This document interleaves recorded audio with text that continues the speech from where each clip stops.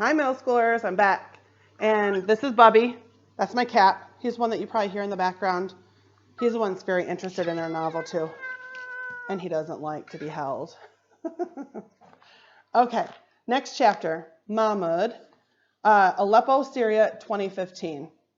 If you haven't noticed, each of the chapters are given the title of the character and then where they are in the year. Mahmoud Bashara was invisible, and that's exactly how he wanted it. Being invisible was how he survived. He wasn't literally invisible. If you really looked at Mahmoud, got a glimpse under the hoodie that he kept pulled down over his face, you would see a 12-year-old boy with long, strong nose, thick black eyebrows, and short cropped black hair. He was stocky, his shoulders wide and muscular despite the food shortages. But Mahmoud did everything he could to hide his size and his face, to stay under the radar. Random death from a fighter jet's missiles or a soldier's rocket launcher might come at any moment when you least expected it. To walk around getting noticed by Syrian army or the rebels fighting them was just inviting trouble. Mahmoud sat in the middle row of desks in his classroom, where the teacher wouldn't call on him. The desks were wide enough for 3 students at each, and Mahmoud sat between 2 other boys named Ahmed and Nadal. Ahmed and Nadal weren't his friends. Mahmoud didn't have any friends. It was easier that way to stay invisible. One of the teachers walked up and down the hall ringing a handbell, and Mahmoud collected his backpack and went to find his little brother, Walid. Walid was 10 years old and 2 grades below Mahmoud in school. He, too, wore his thick black hair cropped short, but he looked more like their mother, with narrower shoulders, thinner eyebrows, and a flatter nose, and bigger ears. His teeth looked too big for his head, and when he smiled, he looked like a cartoon squirrel. Not that Walid smiled much anymore. Mahmoud couldn't remember the last time he'd seen his brother laugh, or cry, or show any emotion. The war had made Mahmoud nervous, twitchy, paranoid. It had made his little brother a robot. Even though their apartment wasn't far away, Mahmoud led Walid on a different route home every day. Sometimes it was back alleys. There could be fighters in the streets who were always targets for opposition. Bombed out buildings were good too. Mahmoud and Walid could disappear among the heaps of twisted metal and broken cement, and there were no walls to fall on them if an artillery shell went whizzing overhead. If a plane dropped a barrel bomb, though, you would need walls. Barrel bombs were filled with nails and scrap metal, and if you didn't have a wall to duck behind, you'd be shredded to pieces. It hadn't always been this way. Just 4 years ago, their home city of Aleppo had been the biggest, brightest, and most modern city in Syria, a crown jewel of the Middle East. Mahmoud remembers neon malls, glittering skyscrapers, soccer stadiums, movie theaters, museums. Aleppo had history too, a long history. The old city at the heart of Aleppo was built in the 12th century, and people had lived in the area as early as 8,000 years ago. Aleppo had been an amazing city to grow up in. Until 2011, when the Arab Spring came to Syria. They didn't call it that then. Nobody knew a wave of revolutions would sweep through the Middle East, toppling governments and overthrowing dictators and starting civil wars. All they knew from the images on TV and posts on Facebook and Twitter was that people in Tunisia and Libya and Yemen were rioting in the streets as each country stood up and said, "Enough." So did the next one and the next one, until the Arab Spring came to Syria. But Syrians knew protesting in the streets was dangerous. Syria was ruled by Bashar al-Assad, who had twice been elected president when no one was allowed to run against him.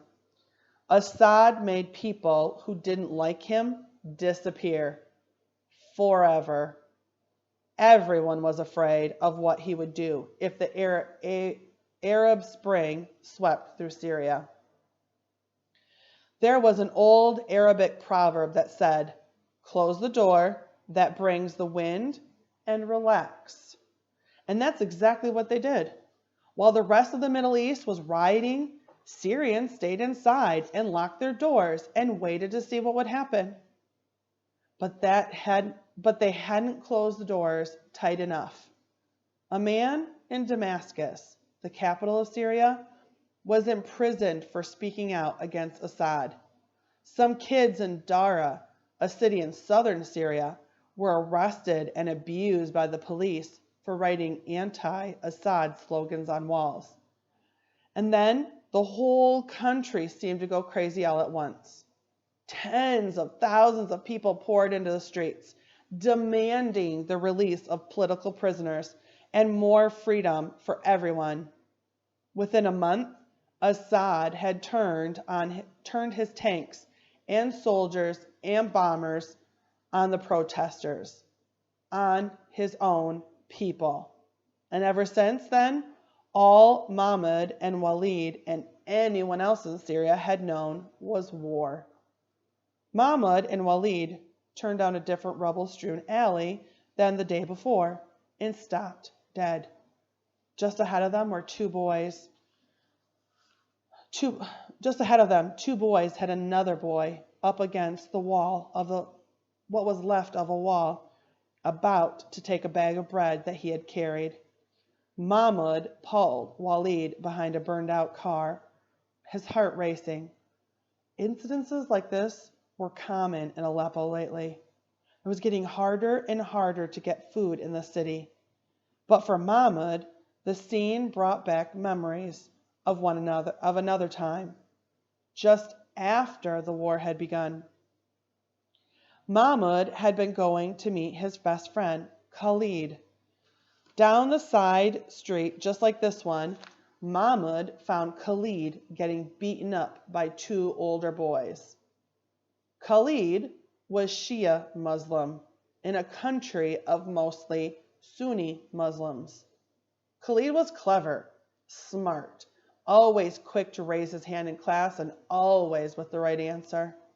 He and Mahmoud had known each other for years, and even though Mahmoud was Sunni and Khalid was Shia, that never mattered to them. They liked to spend their afternoons and weekends reading comic books and watching superhero movies and playing video games.